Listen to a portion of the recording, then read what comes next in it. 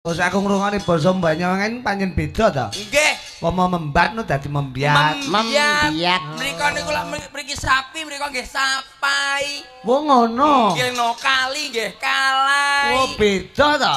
Pipi, tipai. sapi, Sapai.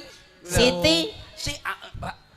Apa, Pak? Siti. Aku engko golekno ning kali no kemeram. Dadi apa mbeleh sapi nu mbeleh sapai. Mbeleh sapai. Kowe nek ane ngarepe. Nggih no. Oh. Siti yo sit. Sitai.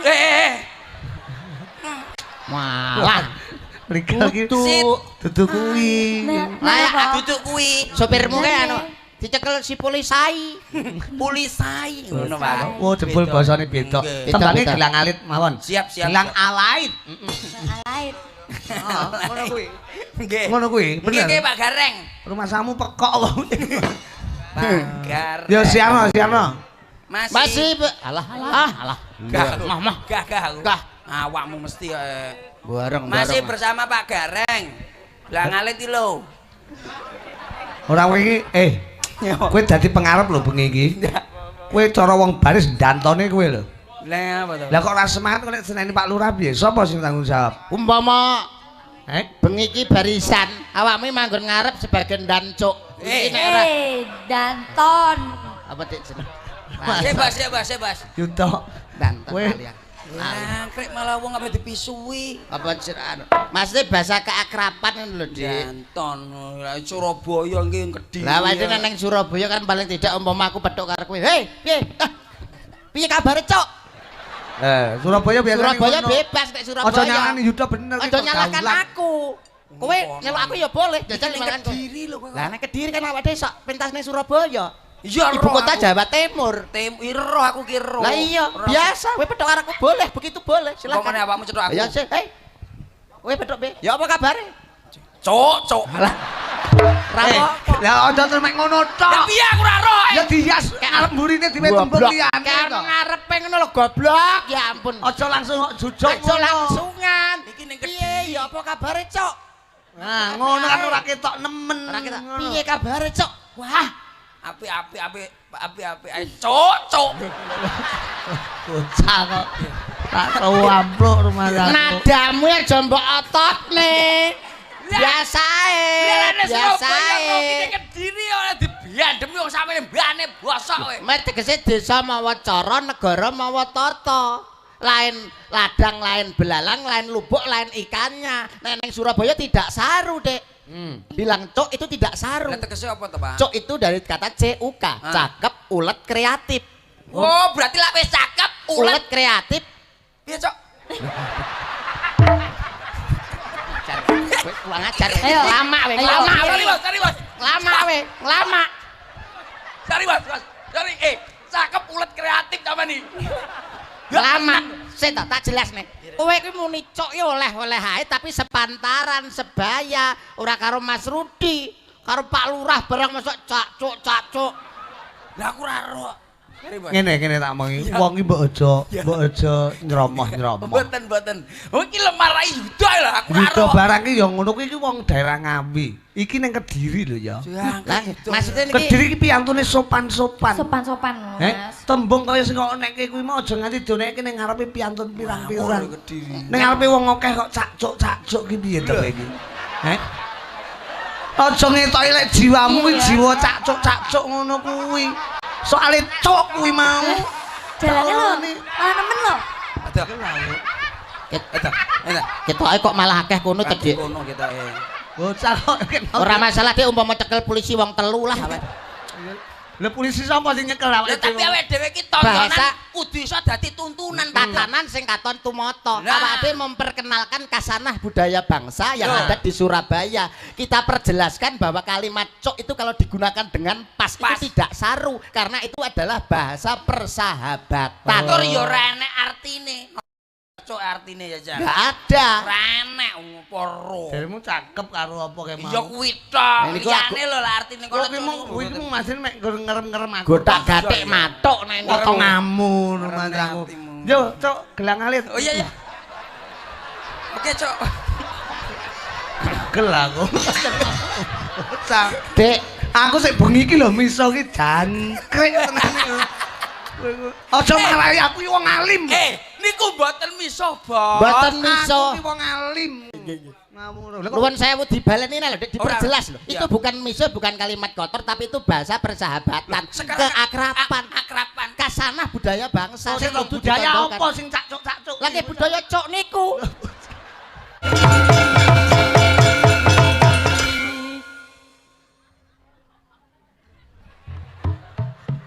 Oh, yuda ra iso.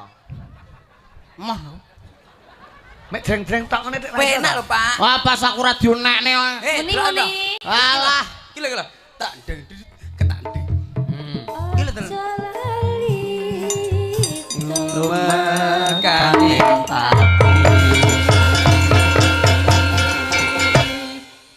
Mama, ya siapa? aku ngene ben gak muni aku ben isin. Alah. Padune aku ben isin ae. Iki lho penak iki jape anyar iki. Mah. Aja lali. Itu mekane ati. Lah, enak. Muni wi lho. Muni ya. Muni ya, Pak.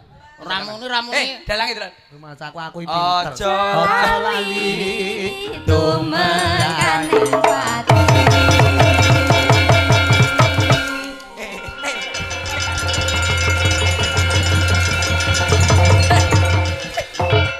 Penak lho, Dok. Muni wi lho. Kenal. Yo. Muni wi lho. Mas Do. Muni. Loh, nyah. Dalange kaya ditukokno dolanan. Loh, rene muni. Rene. Dalam muni kan bahagia. Masa aku ngapusi. Pas aku paling gak muni aku ben isin ae. Hei, Alah padune aku ben isin. lha iki lho, muni iki lho. Urung. Urung iki lho. Lah, Nah, iki lho muni iki lho. Pas aku wis bedhek, pas aku gak muni terus wong guyu aku isin. Ora lho, aku ora isin. Aku dudu Aku awak. tahu nek ora salah dalange ya iki lho kene kono kae. ora iki ora. Wis tak omong. Lho, iki ditutokne Lucia muni. Lho, kaya ngono lho. Muni wi lho. Ngalah tenane. Muni iki lho. Lho. Lha iki lho. Lho, nek kene aneh muni kok. Muni lho, Pak Do, Pak Do. Iki lho dolan to, Lon. Iki lho, ada. Iya, ada. Lho, muni iki lho. Ngomong iki moto. Kenang-kenang Pak Do. Usuk-usukan sik. Usuk-usuk sik. Pak Do, usuk-usukan sik ben rada lincip. Ah ora muni gelo aku. Hei, usuk-usukan sik ben lincip. Ben resik ngene. Oh nek diusluk-usluk iso mlebu. Iso. Iso. Muni, Usuk muni. Kaya muni. Iya. Muni. Muni. Lah, Lah iya ta. Kori keripo enak. ngene kok malah ngrasane. Malah ngrasane. Kowe iki ngene kok malah ngrasane bocah kucing. Aku apal mesti pas aku gak muni. Terus aku wong guyu aku ben isin. Ora. Tapi bengi iki khusus kowe arep dionekne. Muni tenan ora? Lak muni diapane kowe? Sumpah sik. Ya.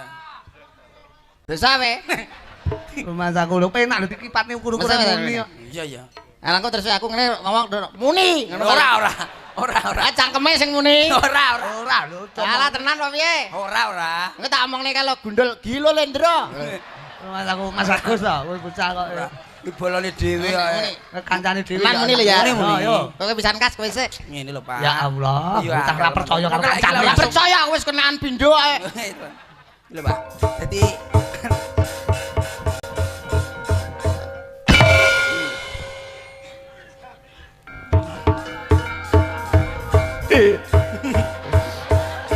Ndang. Hei, Ose dicek enak. hei. Sik to kowe iki. Jangan neno malah. Rasa dituthuk dingenane ya enak, Dik. Hei, tutuken. Ben sik kluthuk ra jongkongkonan. Hei. Tutuken lho, Pak. Anakku rong turu. Hei. Iki nutuk enekane. Lah ya arep tak tuthuk ngenteni anakku. Hei. Ndang. Ya, ramune atake. Muni. Awalat. Loh.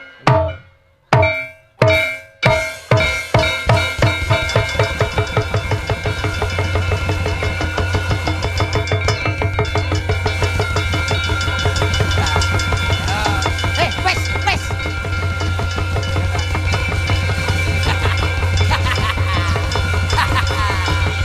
Iso ngendek ora? Male muni. Iso ngendek ora?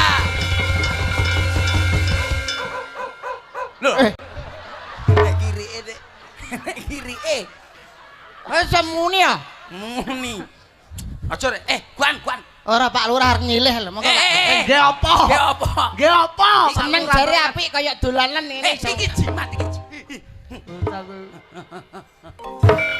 Iki jimat lho, koyo ngono.